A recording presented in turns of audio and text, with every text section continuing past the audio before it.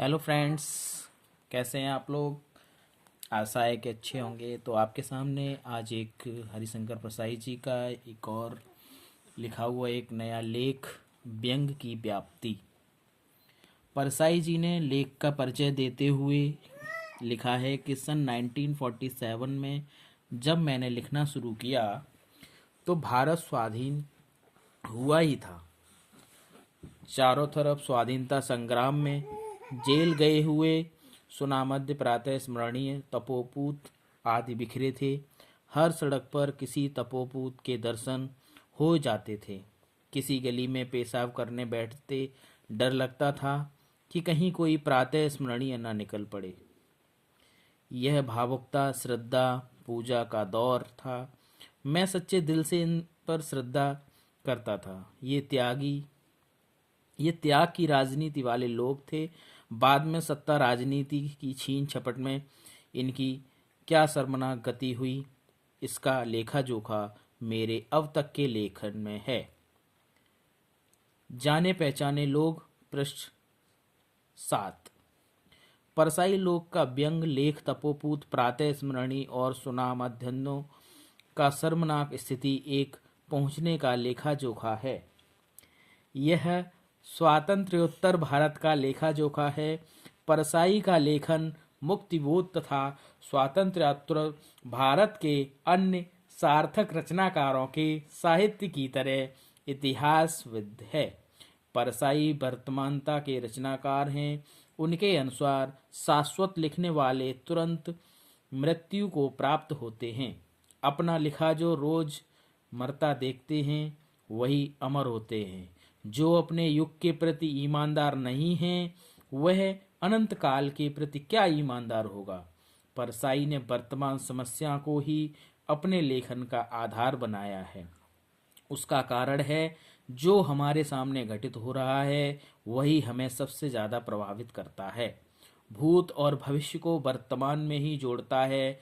अतीत को हम खोजते रहते हैं, थोड़ा बहुत उनका अनुमान करते हैं, भविष्य की योजना बनाते हैं, उसकी कल्पना करते हैं, किंतु काल को हम वर्तमान में ही कर्म में बनाते हैं। उनकी कल्पना करते हैं, ढाल सकते हैं, किंतु काल को हम वर्तमान में ही कर्म में ढाल सकते हैं। जो हमारा चल रहा है उसको हम वर्तमान में ही कर्म करके और उसको चेंज कर सकते हैं।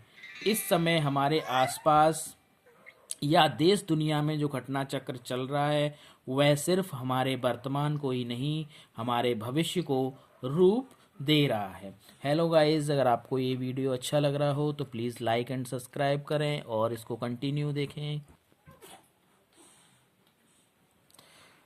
वर्तमान को ठीक करें तो भविष्य अपने आप सुधर जाएगा। इसका मतलब है कि अगर हम जो प्रेजेंट में जो भी हम काम कर रहे हैं उसको अगर हम सही से और अच्छे ढंग से करेंगे, अगर हम आलस नहीं करेंगे और नहीं करेंगे तो हमारा जो है वर्तमान को ठीक करें तो भविष्य अपने आप सुधर जाएगा। इनका कहना है कि वर्तमान पर ध्यान देकर ही लेख भूत, भविष्य और वर्तमान तीनों कालों से जुड़ सकता है। वस्तुतः शाश्वत तो एक विचार है। विचार अमूर्त होता है और हमारा शाश्वत भी निराकार शाश्वत नहीं है। वह विचार मात्र नहीं, वह वस्तु के अनेक वर्तमानों का योग है। वह मानव इतिहास ही है जिसे हम अवधारणा रूप में शाश्वत कहते हैं। अवधारणा के रूप में शाश्वत निराकार होता है, जबकि सबसे साकार निरंतर घटमान हमारा वर्तमान होता है। वर्तमान की घटनाओं का संबंध हमारे समकालीनों और हमारे जाने पहचाने परिचितों से होता है।